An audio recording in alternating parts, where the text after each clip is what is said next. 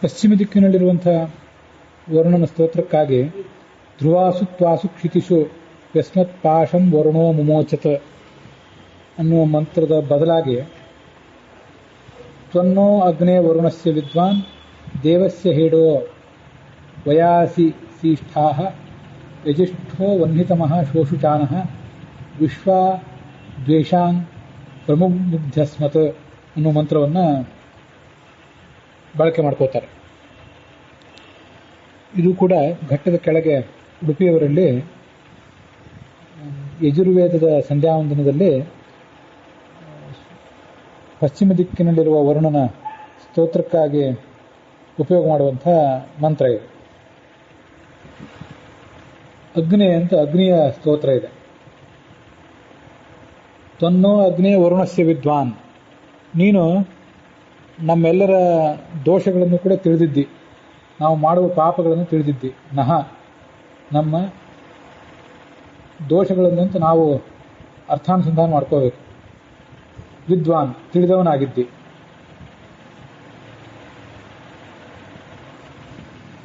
ದೇವಸ್ಯ ಅಂದರೆ ವರುಣ ಎಂಬ ಹೆಸರಿನ ದೇವನ, ಹೇಡ ವಯಾಸಿ ಶಿಷ್ಠಾಹ, ಆ ಕ್ರೋಧವನ್ನು ನಮ್ಮಿಂದ ದೂರ ಇಡು. ಭಗವಂತ ಕುಪಿತನಾಗಿ ನಮಗೆ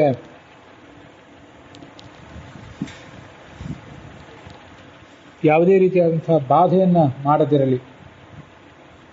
ದೇವಸ್ಯ ಹೇಡ, ಹೇಡ ಅಂದರೆ ಅವನ ಅನಾದರ, ಅವನ ತಿರಸ್ಕಾರ ನಮಗಾಗದೇ ಇರಲಿ, ಅವನ ಕೋಪ ನಮಗಾಗದೇ ಹೋಗಲಿ. ಯಜಿಷ್ಠ ವಹ್ನಿತಮಃ ಶೋಷುಚಾನಃ,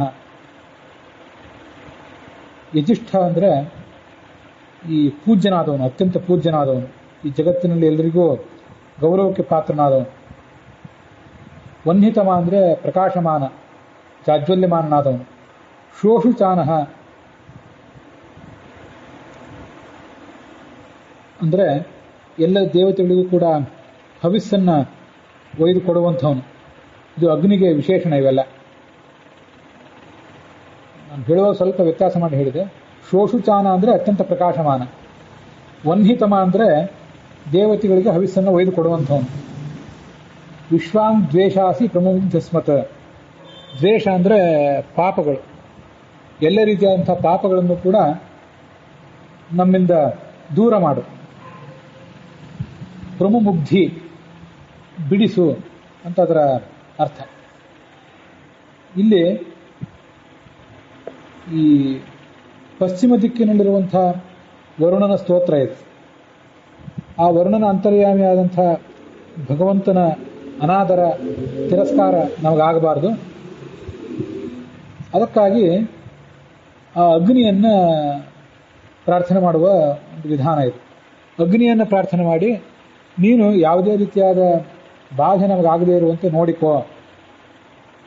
ವರುಣನಾಮಕನಾದ ಭಗವಂತನ ಅನಾದರ ನಮಗಾಗಬಾರದು, ಆತ ನಮ್ಮನ್ನು ದೂರ ಇಡದಿರಲಿ ಅಂತ ಅಗ್ನಿಯನ್ನು ಪ್ರಾರ್ಥನೆ ಮಾಡುವ ಮಂತ್ರ ಇದೆ.